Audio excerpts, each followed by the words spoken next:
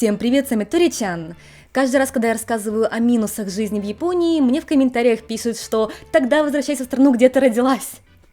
Я такие видео делаю не потому, что я считаю, что в Японии очень плохо живется, или я не люблю Японию, а потому что я считаю, что в любой стране есть свои минусы и недостатки, в Японии тоже, и о них лучше знать до переезда, потому что если вы переехали в Японию, потратили на это очень много времени и денег, и в результате вам что-то не нравится, это хуже, чем если вы заранее знаете, к чему быть готовыми. Поэтому я и делаю такие видео, где я показываю Японию и с плохой, и с хорошей стороны. И хоть я и сделала видео о минусах жизни в Японии, посмотрите его, если вы еще не видели. Я не зря здесь живу уже более 12 лет и никуда не собираюсь уезжать. Я получила японское гражданство тоже не потому, что я собираюсь куда-то уезжать. Поэтому сегодня я хочу рассказать подробно о плюсах жизни в Японии, почему я остаюсь здесь жить, и мы не планируем никуда в другую страну переезжать в ближайшее время. Первое. Правила для людей. В Японии очень много разных законов, правил, есть неписанные правила и манеры, которые нужно соблюдать в общественных местах, и кому-то может казаться, что это минус жизни в Японии. Но лично я считаю, что это плюс, потому что, да, такие правила, они ограничивают вас как индивидуума, но при этом благодаря ним общество получается более сплоченное, организованное, и люди друг другу не мешают, меньше конфликтов каких-то. Например, думаю, некоторые могут знать из моих предыдущих видео, что в Японии не разговаривает по телефону в общественном транспорте. Это считается плохой манерой. И, в принципе, громко не разговаривает ни в поезде, ни в автобусе. Поэтому за счет этого очень мало каких-то конфликтов с людьми, кто вас, допустим, раздражает своими разговорами в поезде, в Японии это редкость. И также здесь, в принципе, очень строго насчет громкости, насчет громкого телевизора, музыки. Вам может прийти жалоба от управления домом, если вы, допустим, очень громко себя в квартире ведете, что, да, может показаться, опять же, минусом, но это также обозначает, что вам не придется не спать ночами из-за того, что ваш сосед играет на барабанах. В Японии вряд ли такое случится. Или, например, та же сортировка мусора. В Японии довольно строго сортируют мусор на разные категории. Есть разные дни, в какой день выносить какую категорию мусора. И благодаря этому, в принципе, в Японии довольно мало проблем с мусором. И когда ты привыкаешь, что все по правилам и все ведут себя одинаково, скажем так, другие страны могут казаться хаосом. Я не имею в виду, что в других странах живется хуже, чем в Японии, я имею в виду, что по сравнению с Японией в других странах много разных людей часто бывает, поэтому все ведут себя по-разному, и ты не знаешь, что от них ожидать. Когда в Японии многие люди ведут себя одинаково, по одинаковым правилам и манерам, нет чего-то неожиданного. Все идут с одной стороны, все становятся с одной стороны эскалатора. Второе. Баланс зарплаты и стоимости жизни. В Японии довольно хороший баланс средней зарплаты по стране и стоимости жизни, сколько вам нужно денег на комфортное проживание в Японии. И, допустим, по сравнению с другими странами, в Японии может быть зарплата высокая или, наоборот, низкой казаться, но именно если смотреть по тому, сколько вам нужно на жизнь в Японии, здесь реально довольно хорошая, мне кажется, зарплата и вот именно баланс цен. Я когда устроилась работать в фирму японскую после выпуска из университета, у меня зарплата была в районе 260 тысяч йен в месяц, и после вычета налогов оставалось где-то у меня 180-230 тысяч йен, если, допустим, были переработки и так далее. То есть это где-то на данный момент в районе $1500, тогда это было где-то $2000 по предыдущему курсу.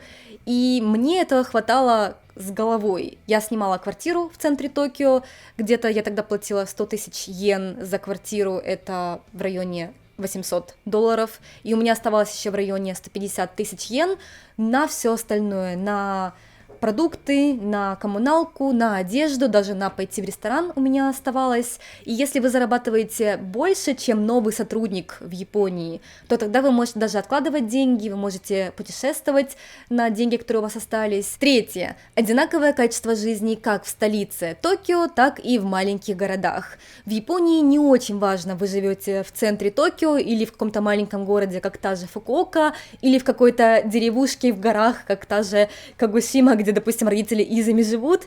Во всех этих местах одинаковое качество продуктов, одинаковый ассортимент в магазинах, одинаково ровные дороги, заасфальтированные, без каких-то там трещин или ям, или, например, одинаковое качество услуг в магазинах, цены тоже почти одинаковые, нет такого, что только в Токио все очень дорогое, а в деревне дешевое. Да, бывает такое, что овощи, допустим, дешевле, но не намного, не в 2-3 раза, там буквально на пару копеек они могут быть дешевле. Поэтому я бы сказала, что в Японии не очень важно, вы живете в столице или в любом другом городе или даже деревушке. Везде есть Amazon, вы можете заказать что угодно, когда угодно, вам придет через 1 или 2 дня максимум. Допустим, родители Изами, когда я к ним приехала в гости, они реально живут в горах. Я у них спрашивала, что вы делаете, когда, допустим, вам нужно купить что-то, и вы не можете поехать в магазин. И они такие на меня смотрят, как на девочку, наоборот, которая приехала откуда-то с Луны, такие, ну, мы Amazon заказываем. Я такая, да, сколько Amazon к вам идет? Они такие, ну, 1 день, может быть, 2, если там что-то такое редкое. Я такая, 1 день в такие горы, поэтому... Коты. И я считаю, что это очень классно, что именно качество жизни одинаковое, нет такого, что вы себя ограничиваете в чем-то, если вы живете не в Токио. Да, в Токио больше работы, больше высокооплачиваемой работы, поскольку в Токио много больших фирм, также в Токио много иностранных фирм, где зарплаты выше часто бывают, и это, наверное, самое большое отличие жизни в столице и не в столице, но, допустим, если вы, как мой муж Изуми или многие японцы сейчас, работаете официально на фирму, которая токийская фирма, но при этом вы живете где-нибудь в маленьком городе, это еще лучше, мне кажется. То есть вы можете получать токийскую зарплату, живя где-то, где меньше людей, меньше пробок и немножко дешевле, в принципе, жить. 4. Невысокие налоги. В Японии, на удивление, не очень высокие налоги по сравнению с другими развитыми странами.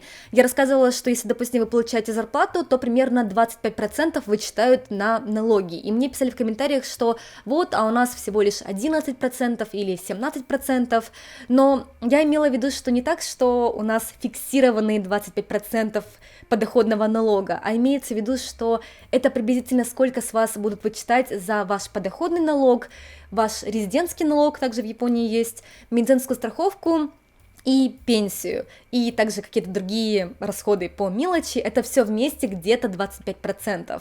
Именно сам подоходный налог в Японии не фиксированный, он зависит от вашей зарплаты. Чем больше вы зарабатываете, тем больше у вас будет налог, и обычно он где-то от 5 до 45% для тех, кто работает в фирме, или для тех, кто индивидуальный предприниматель. Для фирм там другие проценты, по-моему, 23% для фирм в Японии. То есть, если, допустим, вы фрилансер, то вы можете 5% всего лишь платить, если у вас не такой уж большой доход. И, допустим, если вы зарабатываете много, это не значит, что вы платите 45%. Это значит, что вы, допустим, точно не буду сейчас говорить суммы, есть таблица налогов, где можно посмотреть, сколько вы платите, но, допустим, если вы зарабатываете в районе 10 тысяч долларов в год, то вы платите 5% налогов с вашей суммы. И если вы зарабатываете, допустим, 11 тысяч долларов в год, это не значит, что вы уже будете потом платить 10% с 11 тысяч долларов. Это значит, что вы будете платить 5% с 10 тысяч долларов и 10% с 1 тысячи долларов, которая вот больше 10 тысяч. И это касается всех процентов. Немного в Японии такая трудная система налогов, но в реальности, если считать, не такие уж и высокие здесь налоги. 5. Японский менталитет. Если вам нравится японский менталитет, то проблем с жизнью в Японии у вас быть не должно. Да, я рассказывала, что даже у меня есть вещи, которые мне не нравятся, но в основном я считаю, что у японцев есть чему поучиться. Это их толерантность, это пунктуальность. Они пытаются не мешать другим людям, не доставлять неудобств. Они не громкие, довольно скромные многие. И я считаю, что если ты выбираешь себе, допустим, партнера или друга или соседа, намного приятнее жить именно с таким человеком, кто пытается думать о тебе, о твоих чувствах, не доставлять тебе неудобств, а не считает, что, допустим, у него есть полное право высказывать его мнение, неважно, что ты почувствуешь при этом, там, у тебя некрасивые ногти, не знаю, что угодно, это мое мнение. То есть в Японии мало таких людей, именно из-за японского менталитета, они не говорят напрямую негативно какие-то вещи или пытаются подобрать слова, И кому-то может показаться, что это лицемерие или двуличность, но если это воспринимать именно как японский менталитет и часть культуры, что в Японии пытаются не идти на открытый конфликт, что было бы очень глупо, живя в такой маленькой стране, где ты спиной к спине живешь к другому человеку, и страшно, да, идти на открытый конфликт или ссору, когда ты живешь в какой-то маленькой, допустим, деревне, где каждый друг друга знает, оттуда и пошел такой японский менталитет. Если это именно так воспринимать, то начинаешь понимать это и считать, что, наоборот, здорово. Я лично считаю, что в Японии именно благодаря такому японскому менталитету жить очень комфортно. Да, люди могут не высказывать свое реальное мнение вам в лицо, но опять же, я считаю, что не всегда вам должно быть важно чужое реальное мнение. Если это ваши хорошие друзья или семья, даже японцы говорят свое мнение напрямую. И также, как я сказала ранее, японская толерантность. Японцам совершенно без разницы на других людей. Им без разницы, какой вы ориентации, какого у вас кожа, цвета, что вам нравится есть на завтрак и так далее, какой вы религии. Японцы в этом плане очень такие спокойные, пофигисты, поэтому, опять же, очень из-за этого бесстрессово жить в Японии. И если вам уже кажется, по-моему, рассказывать, что Япония — это страна для вас, и вы хотели бы сюда переехать, но вы не знаете, как это можно сделать и какие есть способы переезда, то у меня есть вот такой вот гайд по переезду в Японию в формате PDF, где расписаны все самые возможные варианты переезда в Японию, как спланировать переезд, сколько это будет стоить, примеры, как люди переезжали в Японию. Также здесь есть вся информация о возможных визах, документы, которые нужны для этого, стоимость жизни в Японии, востребованные профессии и так далее. Поэтому, если вам интересно, то ссылка на мой гайд есть в описании этого видео, кликайте. Шестое. Разнообразие еды. Конечно же, как же можно говорить о плюсах жизни в Японии и не упомянуть еду? И я сейчас говорю не только о японской еде, потому что, конечно же, есть люди, кто не любит японскую кухню, кто не ест суши, сашими и сырую рыбу, в принципе, допустим, или не любит соевый соус. В Японии любая еда вкусная, я не преувеличиваю. Реально, даже итальянская или французская, индийская, китайская кухня. Японцы настолько всегда все умело переделывают под и японские вкусы, и японские овощи, допустим, что любая кухня, которую готовят в Японии, вкуснее, мне кажется, даже той, которая готовится в стране, откуда эта кухня пришла. Допустим, многие даже мои знакомые китайцы говорят, что китайская кухня в Японии вкуснее, чем они ели у себя на родине в Китае. Седьмое. Разнообразие природы и климата. Это, наверное, один из самых больших плюсов жизни в Японии для меня. Япония очень разнообразная страна. Да, многие, наверное, себе представляют Токио или Киото храмы, когда думают о Японии, но за счет того, что Япония вытянутая, здесь есть такие регионы, как, допустим, Хоккайдо, где очень снежно зимой, там есть разные лыжные курорты с очень знаменитым powder snow, такой мягкий снег, на котором очень классно кататься. В зависимости от того, где в Японии ты путешествуешь или живешь, можно встретить березы, сосны, лавандовые поля, яблочные плантации, груши в некоторых регионах растут, так и тропические пальмы, манго, ананасы растут на тропических островах японских. Также есть оливковые плантации, мандарины, апельсины, груши, я уже говорила, инжир, персик, гранаты, лимоны. Мне кажется, в Японии все растет, киви тоже растет. Реально, наверное, только малина где-то, где малины почему-то здесь нет, все остальное, в принципе, здесь есть. Поэтому не устаешь в Японии жить и путешествовать. За 12 лет жизни в Японии я еще даже половины Японии, наверное, не объездила. Да, есть те, кто приезжают как туристы, и они всю Японию могут объехать, но когда живешь и работаешь, конечно, дольше на это время уходит, но ты, наоборот, даже можешь жить в разных регионах. Допустим, мы сейчас живем на юге Японии, дальше можем переехать на север Японии, если захотим. Восьмое. Безопасность. Живя в Японии, я чувствую себя очень безопасно. Некоторые, конечно, могут со мной поспорить, что в Японии довольно много стихийных бедствий, как те же землетрясения, цунами, тайфуны, как можно говорить о безопасности.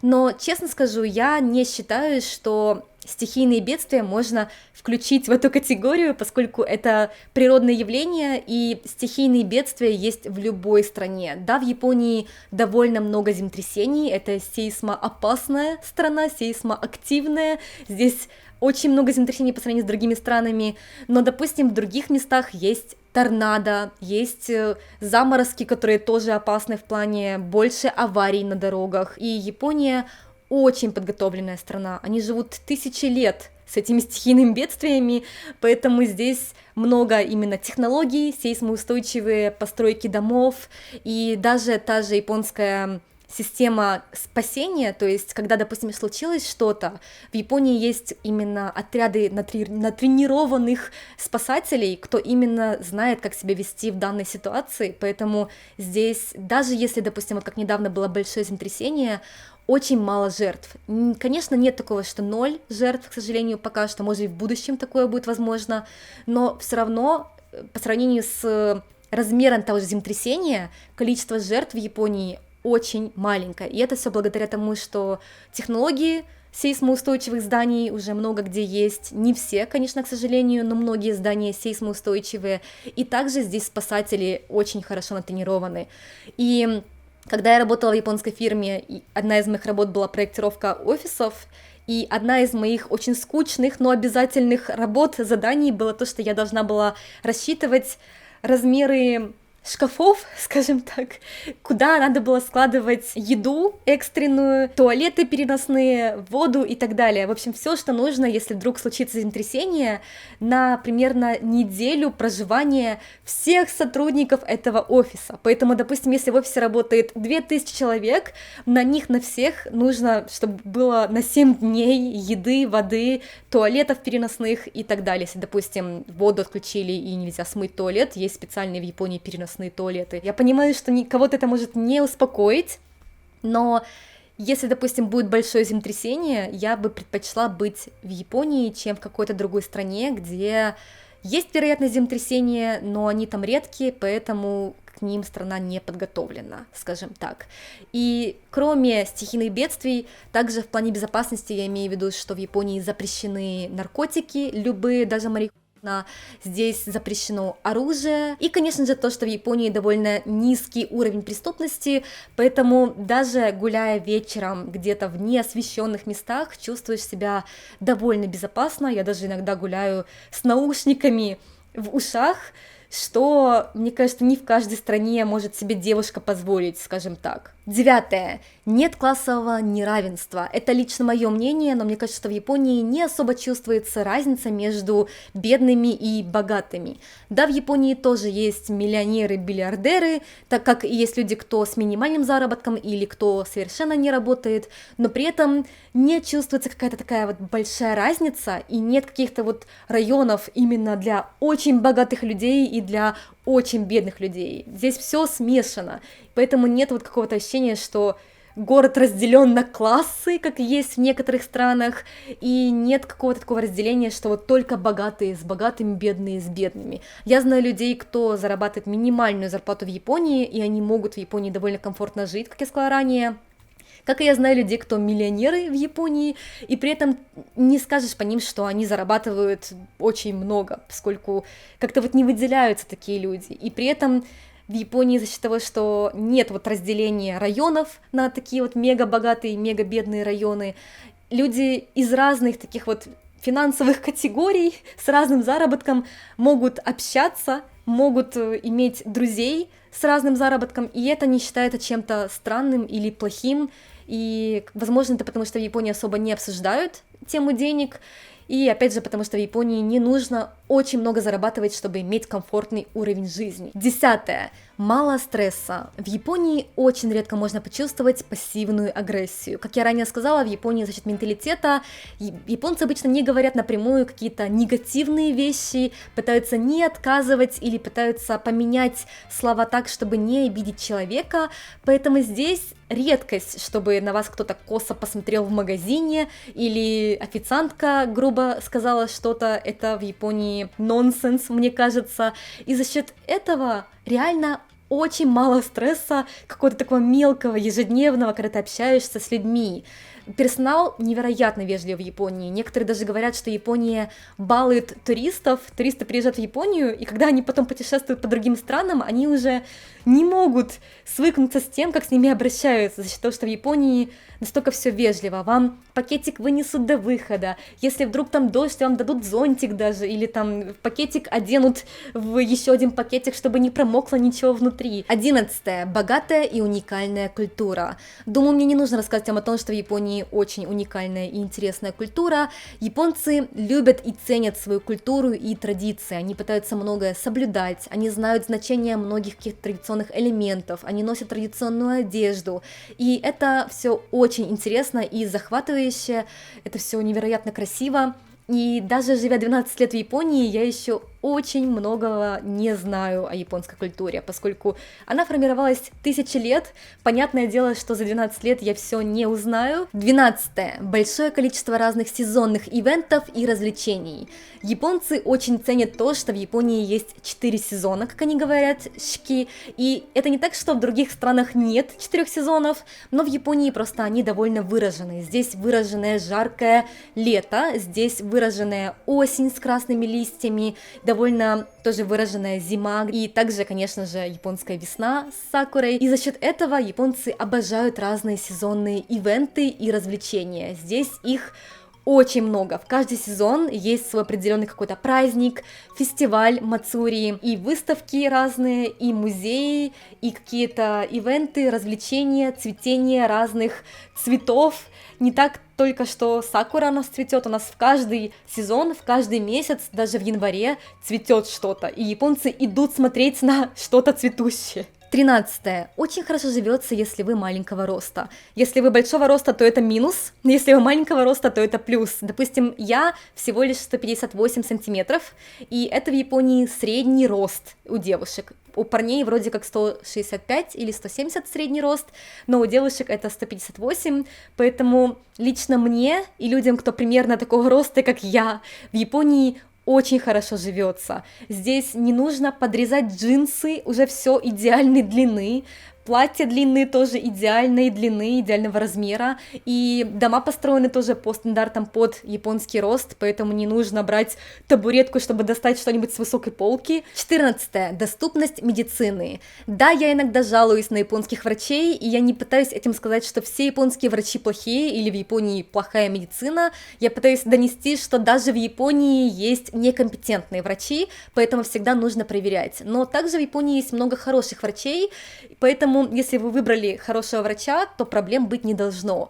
И в Японии довольно удобно, что медицина доступная. То есть здесь нет такого, что у вас именно определенный какой-то семейный врач или какая-то больница, куда вот только туда вы можете идти. Здесь такого нет. Вы можете сами выбрать как врача, так и клинику, куда вы хотите пойти, не в зависимости от того, в каком районе вы живете, клиника может быть даже в другом городе, нет проблем с этим. Поэтому медицина здесь довольно доступная в этом плане, в плане выбора и также в плане цен. За счет того, что у нас страховка покрывает многие пункты, всего лишь 30% вы сами платите. 15.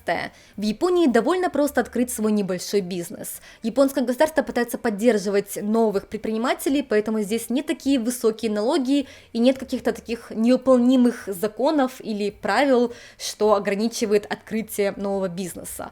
Поэтому здесь очень много небольших предпринимателей, здесь очень много маленьких милых кафешек, которые, допустим, семейная пара управляет, заведует ими, или, допустим, мой муж Изуми, они с друзьями втроем открыли свой стартап IT-приложение, они взяли кредит в банке, и у них теперь есть их фирма, которая работает уже несколько лет, и они зарабатывают как бы на этом, на производстве своих приложений. Я очень далека от IT, но по его рассказам сейчас в Японии не так уж и трудно взять, допустим, кредит, даже если вы маленький стартап. Кроме этого, сейчас много разных программ от городов для поддержки малого нового бизнеса или стартапов, поэтому, допустим, если вы хотите в Японии открыть стартап, даже если вы иностранец, есть специальные программы, которые помогают вам сделать визу в Японии, которые помогают вам найти юриста для поддержки и для оформления всех необходимых бумаг, и даже делают какие-то разные лекции, где рассказывают о особенностях японского бизнеса, ведении работы с японскими клиентами и так далее. 16.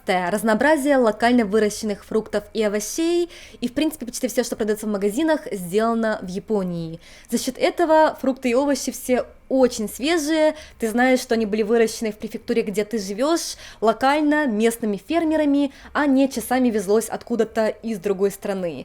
За счет этого я считаю, что в Японии очень высокое качество еды, как фруктов, овощей, так и яиц, мяса, и также в Японии, как я сказала раньше, разнообразный климат, поэтому здесь почти все можно именно в этой стране произвести. То есть здесь есть как яблоки местные, так и груши, мандарины местные, апельсины, киви, клубника, персики, то есть нет чего-то такого, что в Японии невозможно было бы вырастить, мне кажется. Малины тоже могли бы вырастить, если бы очень хотели. 17. Строгие стандарты. Японское качество не зря знаменито по всему миру, японские продукты реально очень качественные. И это потому что, да, японцы умеют делать качественные вещи, и в Японии много разных законов, которые ограничивают производство так, чтобы оно делало вещи качественно, но также это потому что японцы просто очень не любят проблемы с клиентами. Японцы как клиенты очень придирчивые, даже если сервис уже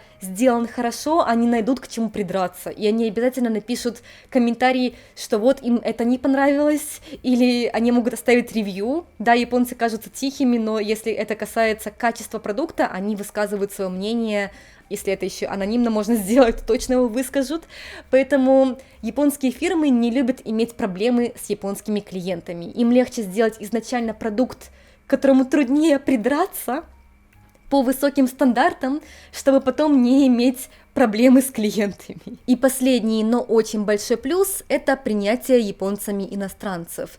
Во многих странах не очень любят иммигрантов, это не секрет, и в Японии, возможно, не каждый сможет себя почувствовать своим, поскольку ты не японец, но в Японии нет открытой дискриминации иностранцев, и тем более здесь нет hate crime, когда таргетят какую-то одну группу людей именно из-за их внешнего вида, расы, национальности и так далее. За счет того, что в Японии живет не так уж и много иностранцев, некоторые японцы могут быть не привыкшие к иностранцам, могут не знать, как себя нужно вести. Многие японцы не говорят на английском языке, а те, кто говорит, могут просто стесняться говорить с иностранцами, за счет чего кажется, что японцы не очень охотно принимают иностранцев в свое общество.